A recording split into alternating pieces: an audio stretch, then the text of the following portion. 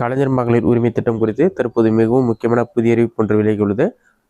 இதில் சொல்லியிருக்காங்கன்னா, மகளிர் உரிமை தொகை திட்டத்திற்கு விண்ணப்பிப்பதற்கான தகுதிகள் என்ன என்பதை பற்றியும் தேவைப்படும் ஆவணங்கள் என்ன என்பதை பற்றியும் கூறப்பட்டுள்ளது. அது என்ன என்பதை பற்றி தான் இந்த வீடியோவில் நம்ம டீட்டெயிலாக பார்க்க போகிறோம். இதில் கலைஞர் மகளிர் உரிமை தொகை தகுதியுள்ள அல்லது விடுபட்ட மகளிர் முகாமில் வழங்கப்படும் விண்ணப்பத்தினை பூர்த்தி செய்து அளிக்கும்னு சொல்லி மென்ஷன் பண்ணியிருக்காங்க. அதிலே பார்த்தீங்கன்னா சில பாயிண்ட்ஸாக கொடுத்துருக்காங்க. 21 வயது நிரம்பிய மகளிராக இருக்க வேண்டும் சொல்லி மென்ஷன் பண்ணியிருக்காங்க.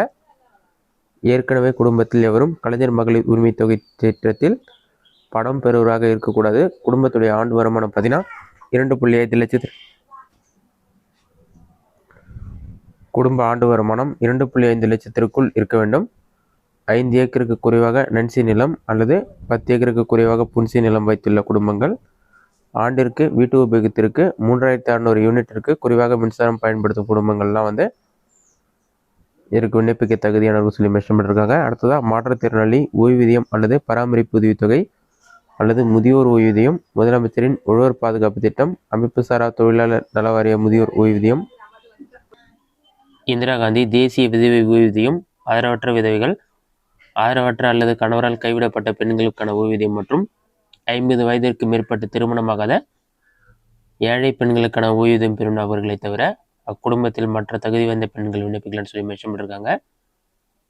குடும்பத்தில் வருமான வரி கணக்கு தாக்கல் செய்பவர் அல்லது வருமான வரி அல்லது தொழில் வரி செலுத்துபவர் ரூபாய் 50 லட்சத்திற்கு மேல் ஆண்டு விற்பனை செய்து ஜிஎஸ்டி செலுத்துவராக இருக்கக்கூடாது. குடும்ப உறுப்பினர்களில் தேர்ந்தெடுக்கப்பட்ட மக்கள் பிரதிநிதிகள் இருக்கக்கூடாது.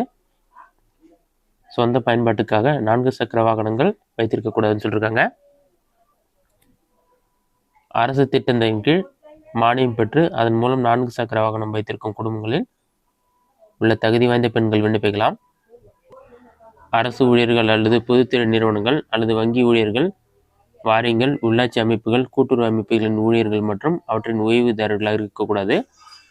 சிறப்பு காலமுறை ஊதியம் ஸ்பெஷல் டைம் ஸ்கேல் பெற்று பணியாற்றி தற்போது ஓய்வூதியம் பெறும் ஓய்வூதியரை தவிர அக்குடும்பத்தில் இருக்கும் மற்ற தகுதி வாய்ந்த பெண்கள் விண்ணப்பிக்கலாம்னு சொல்லி மென்ஷன் பண்ணியிருக்காங்க. தேவையான ஆவணங்கள் பார்த்தீங்கன்னா குடும்ப அட்டை, ஆதார் அட்டை, வங்கி கணக்கு புத்தகம், மின் கட்டண ரசீது, இது 4ம் தேவையான ஆவணங்கள் சொல்லி மென்ஷன் பண்ணியிருக்காங்க.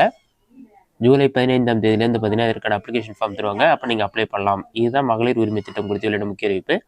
இந்த வீடியோ உங்களுக்கு யூஸ்ஃபுல்லாக கொடுக்குறேன். இந்த வீடியோ பிடிச்சிருந்தா லைக் பண்ணுங்கள். வேறு டவுட் இருந்தால் கமெண்ட்ஸில் கமெண்ட் பண்ணுங்கள்.